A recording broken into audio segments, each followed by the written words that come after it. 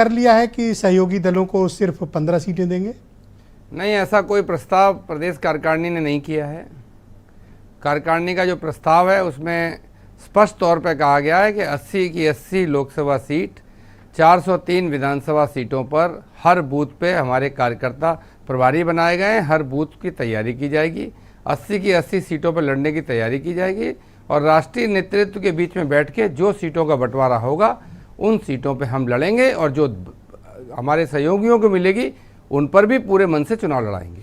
आपके ही पार्टी के प्रवक्ता ऑफिशियली ये स्टेटमेंट दे रहे हैं कि महज 15 सीटें ही अपोजिशन को दी जाएंगी। ऑफिशियल स्टेटमेंट ब्रजेश भाई वो होता है जो पार्टी के किसी ऑफिशियल प्लेटफॉर्म पे आए। कई बार हम लोग, जो आप लोग दिन भर ब्रेकिंग न्यूज़ चला देते हो, उससे प्रभावित होकर चला देते हैं। और थोड़ा सा इसका बैकग्राउंड है, कांग्रेस के प्रदेश अध्यक्ष जी ने कुछ बयान दे दिए थे, न तो वो कोऑर्डिनेशन कमेटी के मेंबर हैं, न मेरी पार्टी के प्रवक्ता या मैं कोऑर्डिनेशन कमेटी का मेंबर हूं। सीटें तो वहीं बटेंगी जहां राष्ट्रीय स्तर पर लोग बैठेंगे।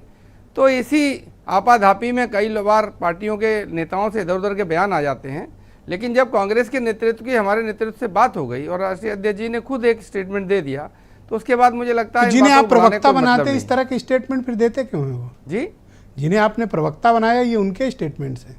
अरे भाई, कई बार अपनी व्यक्तिगत भावनाएं चढ़ा बड़ी में निकल जाती हैं, लोग बोल देते हैं, उनका अपना आकलन है। हर व्यक्ति दल अपने पार्टी के बारे में एक सकारात्मक भाव रखता है और कभी कभी भावनाएं आप लोगों के बीच में निकल जाती हैं, या आपकी तारीफ करूं कि आप लोग निकलवा लेते हैं।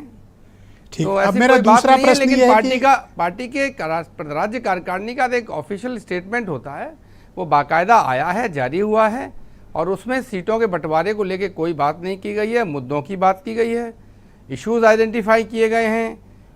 तो सीटों पर आप फ्लेक्सिबल हैं बातचीत करने के लिए, अगर बातचीत आगे बढ़ेगी अलायंस में? जी, आप फ्लेक्सिबल हैं बातचीत करने के लिए या फिर अड़े हुए हैं कि यही देंगे?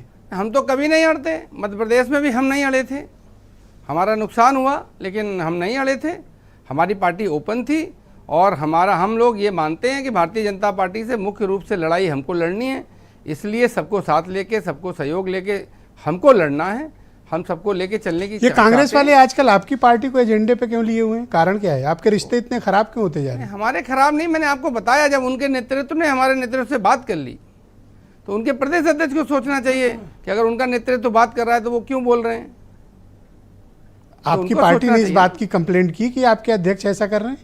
नहीं, हमें कंप्लेन की क्या जरूरत है, जब उनके राष्ट्रीय नेतृत्व से हमारे पास खुद ही संदेश आ गया, राष्ट्रीय अध्यक्ष जी ने खुद बयान दिया, तो जब पहले से ही वहां से बात आ चुकी है तो हम शिकायत क्या करें।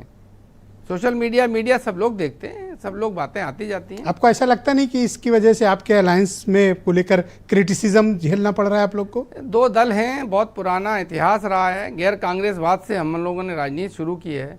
भारतीय जनता पार्टी ने इसलिए दुष्कृत्य किए, इतना लोकतंत्र और संविधान का अपमान किया, इतना जनभावनाओं को रौंदा कुचला कि गैर कांग्रेसवाद छोड़ के गैर भाजपावाद हो गया।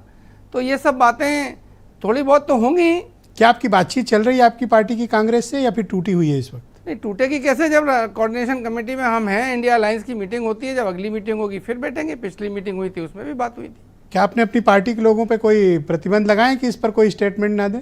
पार्टी का आंतरिक विषय है, वो जो इसके लिए जिम्मेदार हैं, क्योंकि आज दोपहर की बात है, तो जो जिम्मेदार हैं वो लोग निश्चित तौर पर इसे विचार कर रहे होंगे कि हम लोग अपनी व्यक्तिगत राय न व्यक्त करें।